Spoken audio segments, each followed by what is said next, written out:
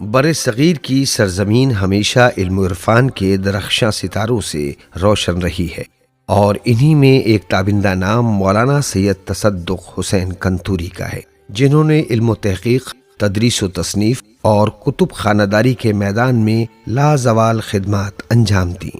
مولانا سید تصدق حسین 2 جون سن 1847 عیسوی کو علم و ادب کے مرکز لکھنؤ میں پیدا ہوئے۔ آپ کا تعلق خانوادہ علم و فقاہت سے تھا۔ آپ کے والد علامہ سید غلام حسنین کنتوری اپنے عہد کے ممتاز علماء میں شمار ہوتے تھے، جن کے علمی مقام و مرتبے کو ہندوستان کے علمی حلقوں میں نہایت قدر و منزلت کی نگاہ سے دیکھا جاتا تھا۔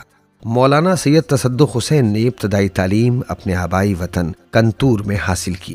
مولانا کا علمی ذوق بچپن ہی سے نمایاں تھا۔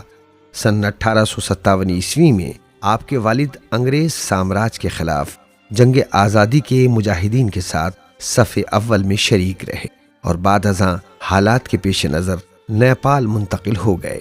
اس دوران موصوف نے اپنے وطن واپس آ کر تعلیم کا سلسلہ جاری رکھا۔ والد کے نیپال سے واپسی پر آپ نے ان سے منطق، فلسفہ، ریاضی اور دیگر عقلی و نقلی علوم کی باقاعدہ تعلیم حاصل کی۔ سن 1869 عیسوی میں مولانا نے کنگ کالج لکھنؤ سے فاضل کی سند حاصل کی، جو اس وقت کے جید علمی اداروں میں شمار ہوتا تھا۔ اس کے بعد دینی علوم کی طرف مزید رجوع کیا اور فقہ، حدیث، تفسیر اور اصول دین کی اعلیٰ تعلیم مولانا حامد حسین جیسے جلیل القدر عالم سے حاصل کی۔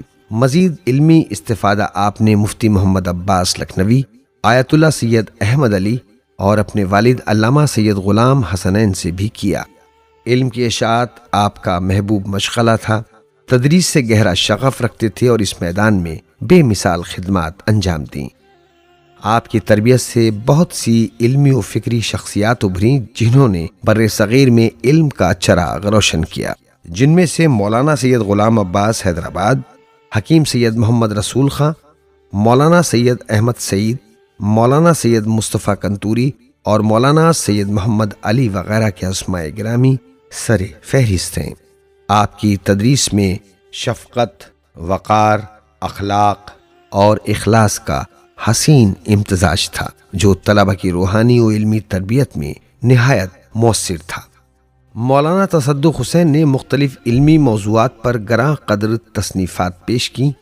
ان کی تحریریں تحقیقی معیار اور فکری عمق کا نمونہ ہیں۔ ان کی اہم تصانیف میں نور العین، علامہ محمد بن طاہر سماوی نجفی کی عربی تصنیف، ابصار الحسین فی انصار الحسین کا اردو ترجمہ اور جامع الاحکام ایک اہم دینی و فقہی دستاویز وغیرہ کے نام لیے جا سکتے ہیں۔ اس کے علاوہ آپ نے مولوی چراغ علی کے ساتھ بھی علمی تعاون کیا، جو رسالہ علوم جدیدہ و اسلام کی تالیف میں مصروف تھے۔ مولانا تقریباً 4 سال تک ان کے ساتھ علمی و فکری مباحث میں شریک رہے۔ 24 ربیع الاول 1314 ہجری میں مولانا کو نواب عماد الملک کی جانب سے کتب خانہ آصفیہ حیدرآباد کا محتمم مقرر کیا گیا۔ اس عہدے پر فائز ہو کر آپ نے کتب خانے کو علم کا ایسا مرکز بنایا جو آج بھی تاریخ دکن کا روشن باب ہے۔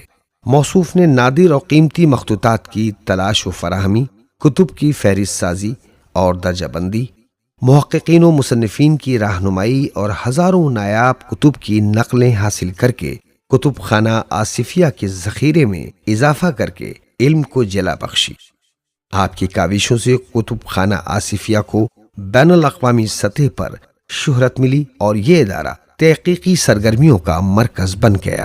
اللہ نے مولانا کو 2 صاحبزادے عطا فرمائے، مولانا سید عباس حسین محتمم کتب خانہ آصفیہ اور مولانا سید علی محمد، جو دکن کے صدر محاسب کے طور پر پہچانے گئے اور اپنے والد کے علمی و اخلاقی ورثے کے امین بنے۔ مولانا سید تصدق حسین کنتوری کی حیات علم، اخلاص اور خدمت دین کا ایک روشن نمونہ ہے۔ آپ نے جس طرح درس و تدریس، تصنیف و تحقیق اور کتب خانہ داری میں اپنی زندگی صرف کی، وہ بعد والی نسلوں کے لیے ایک قابل تقلید مثال ہے۔ آپ کی علمی، اخلاقی اور ادارہ جاتی خدمات آج بھی اہل علم کے دلوں میں زندہ ہیں۔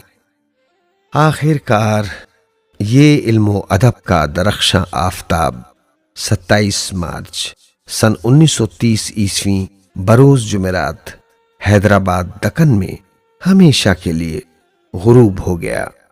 موصوف کے انتقال کی خبر سے علمی حلقوں میں غم کی لہر دوڑ گئی۔